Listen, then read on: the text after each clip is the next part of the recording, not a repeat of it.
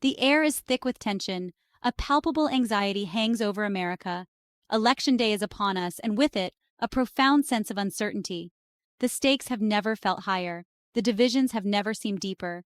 We stand at a crossroads, and the path ahead is shrouded in mist. This is not the celebratory atmosphere of democracy in action. This is not the peaceful transfer of power that has defined our nation for generations. This feels different. This feels fraught. The very foundation of our republic, the peaceful transition of power, feels precarious, threatened by forces unseen in generations. The American experiment, once a beacon of hope to the world, seems to teeter on the brink. In the heart of the nation, Washington, D.C. stands transformed. Once a bustling hub of political activity and cultural vibrancy, the city now wears a somber, almost eerie silence. Gone is the bustling capital of democracy, replaced by a city bracing for a storm. The streets, once filled with the chatter of tourists and the hustle of daily commuters, now lie empty and desolate. Towering fences, once a symbol of division, now encircle the Capitol building, a stark reminder of the fragility of our institutions. These barriers, meant to protect, also serve as a visual testament to the deep divisions and tensions that have come to define our times. Businesses, once bustling with life, stand shuttered, their windows obscured by plywood. The vibrant economic activity that once characterized these streets has been replaced by an unsettling stillness, a sign of the uncertainty that looms over the city. The message is clear. This city, this symbol of American democracy, is preparing for the worst. The irony is inescapable. The very heart of the nation, a beacon of freedom and democracy, now appears as a fortress under siege.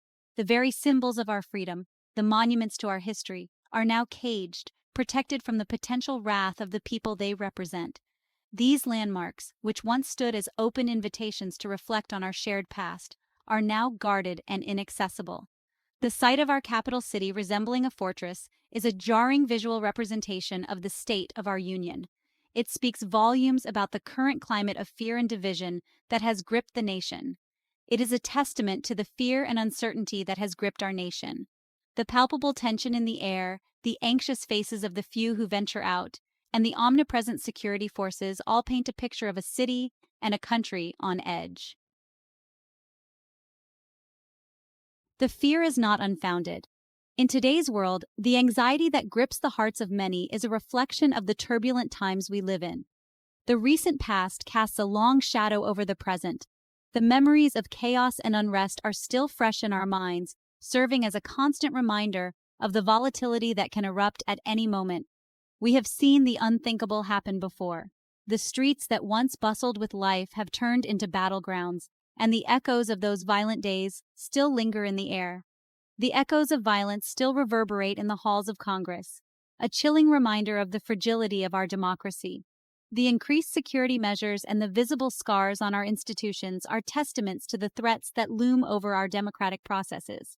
The attempted assassination of former President Trump, a stark and horrifying reminder of the hatred and division that fester within our nation.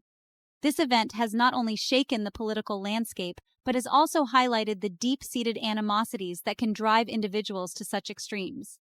The specter of political violence, once unthinkable, now looms large. The clashes between opposing groups and the violent turn of political rallies are indicative of a society on edge, where ideological differences can quickly escalate into physical confrontations. The very notion that a former president could be targeted in such a manner is a testament to the dangerous times in which we live. It underscores the vulnerability of even the most protected individuals and the lengths to which some will go to make a statement. It is a stark reminder that words have power, and that unchecked rhetoric can have deadly consequences. The heated political speeches and the vitriolic exchanges on social media platforms can fuel anger and resentment, leading to real-world violence. The attempt on Trump's life, while unsuccessful, serves as a chilling reminder that the threat of political violence is not a relic of the past, but a clear and present danger. It is a wake-up call for all of us to recognize the signs of escalating tensions and to take proactive steps to address them. It is a danger that we must confront head-on, with clear eyes and unwavering resolve. By coming together as a community, engaging in open dialogue, and fostering mutual respect, we can work towards a future where such threats are diminished and our democracy is strengthened. The blame for this toxic atmosphere rests squarely on the shoulders of our leaders. Their inability to foster genuine dialogue and understanding has led us to this point of deep division. Both President Harris and former President Trump have stoked the flames of division, their rhetoric fueling the fires of anger and resentment. Their words, often charged with emotion, have polarized the nation further. Harris, with her calls for unity, often seems tone-deaf to the genuine grievances of those who feel left behind. Her speeches, while aiming for inclusivity, sometimes miss the mark, leaving many feeling unheard and marginalized. Her words, while well-intentioned, often ring hollow, failing to bridge the chasm that divides us. The promises of unity and progress seem distant to those struggling with everyday realities. Trump, on the other hand, continues to peddle in lies and misinformation, his words a toxic cocktail that further inflames his supporters. His speeches, filled with vitriol, deepen the rift and sow seeds of distrust. His refusal to accept the results of the 2020 election has eroded trust in our democratic institutions, leaving many feeling disillusioned and disenfranchised. Their words have consequences, creating ripples that affect the very fabric of our society. They have created an environment where violence feels not just possible, but inevitable. The escalating tensions and frequent clashes are a testament to the deep-seated anger and frustration that pervades our nation. The path to healing seems fraught with challenges, and the need for true leadership has never been more urgent. Section 5. Guardians at the Gate. Across the nation, states are taking unprecedented measures to ensure the peace. National Guard units, once relegated to natural disasters and civil unrest, are now being deployed to protect polling places and maintain order. Their presence, while reassuring to some, is a stark reminder of the potential for chaos. The fact that we have to call upon our military to safeguard our elections speaks volumes about the state of our union. It is a sad commentary on our times that we must rely on armed guards to protect the very foundation of our democracy. The right to vote, a cornerstone of our republic, should not be exercised under the watchful eye of soldiers. Section 6. The Ghost of January 6th. The ghost of January 6th, 2021, hangs heavy over this election. The images of that day, the mob storming the Capitol, the violence, the chaos, are seared into our collective memory. It was a day that shook the very foundations of our democracy, a day that proved that even in America, the unthinkable can happen. The fear is that January 6th was not an aberration, but a harbinger of things to come. That the divisions in our society have grown so wide, the anger so deep that violence is no longer a last resort, but an acceptable option. Section 7. The Weight of History. We are a nation forged in revolution, a country born out of dissent, but our history is also a testament to the power of peaceful change, to the enduring strength of our institutions. We have weathered storms before. We have overcome adversity. But the path forward requires a collective commitment to civility, to dialogue, to the very principles that underpin our democracy. The eyes of history are upon us.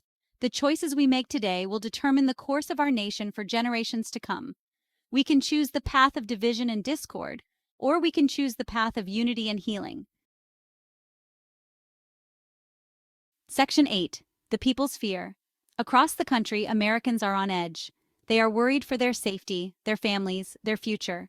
The constant barrage of negative news, the inflammatory rhetoric from both sides of the political spectrum, has created an atmosphere of fear and uncertainty. People are afraid to express their political beliefs openly for fear of retribution. They are afraid to go out in public for fear of violence. This is not the America we know. This is not the America we deserve. The fear is palpable, cutting across geographic and socioeconomic lines. It is a fear that has driven people to arm themselves, to stockpile supplies, to prepare for the worst. Section 9. A World Watching.